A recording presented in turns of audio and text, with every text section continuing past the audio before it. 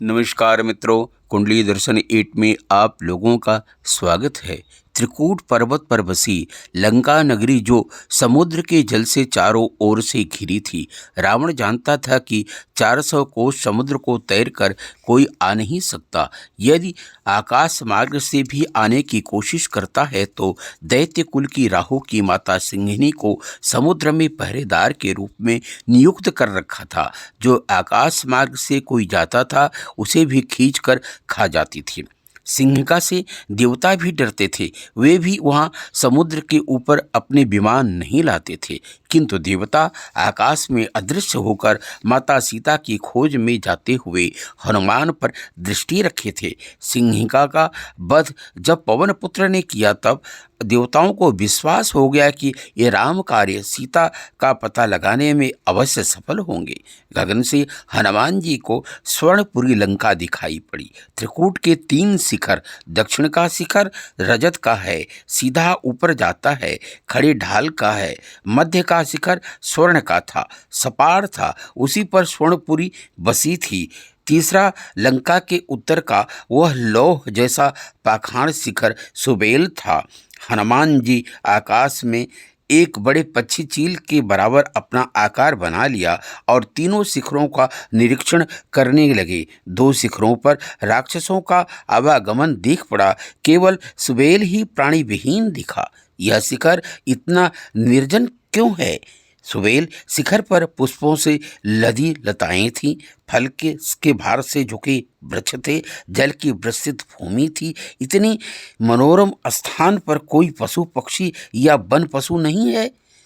अभी पर्याप्त समय था सूर्यास्त होने में। लंका में रात्रि के अंधकार में ही प्रवेश करना उचित था। तब तक लंका के बहिर्भाग का निरीक्षण कर लेना चाहिए। रामदूत को राम के शिविर के योग्य स्थान यह सुबेल ही शिखर ही लगा।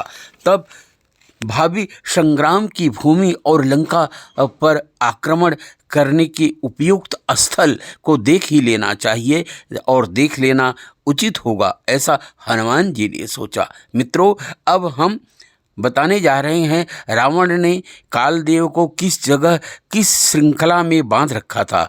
हनुमान ने बहुत ऊपर गगन में अपना वेग कम कर लिया। बहुत वेग से उतरने पर धक्के से द्वीप हिल उठेगा, इसलिए धीरे से सुबेल शिखर पर उतर पड़े। तभी अग्नि की तरह धधकती हुई लाल आंखें, गुफा जैसे मुख, काले रंग के बाल में सर्प फुफकारते रहते थे, ऐसे कंकाल प्राय शरीर वाले किसी ओर से बहुत विनीत पुकार आई, पवन पुत्र, आप यहाँ आ गए हैं तो मुझ पर कृपा नहीं करेंगे? कौन? हनुमान चौंके, इधर उधर देखने लगे। समीप की भारी कंदरा पर दृष्टि गई। कालदेव, आप यहाँ इस प्रकार? दुरात्मा दशग्रीव ने मुझे यहाँ बंदी बना रखा है। वह तंत्र शास्त्र का प्रकांड पंडित है। अभिमंत्रित करके अष्टधातु की श्रृंखला में मुझे बांध रखा है। अभिमंत्रित अष्टधातु की श्रृंखला तोड़ने की शक्ति मुझ में नहीं है, किंतु आपकी तो कोई मंत्र तंत्र विवश नहीं करता।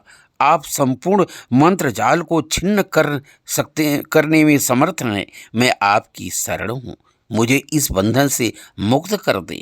श्री राम कहकर हनुमान जी ने श्रृंखला को कच्चे सूत की समान तोड़ फेंका। जाइए कालदेव, आप स्वतंत्र हैं। काल ने कहा, आपका स्मरण करने वाले भी मुझसे अभय रहेंगे। काल ने वचन दिया, रावण, मेघनाद प्रभृति 10-5 ही लंका में वर प्राप्त हैं। उनके अतिरिक्त जिनको भी आप युद्ध में मारना चाहेंगे, मैं उनकी आयु समाप्त करने की सेवा अदृश्य रहकर आपके साथ रहते हुए किया करूँगा।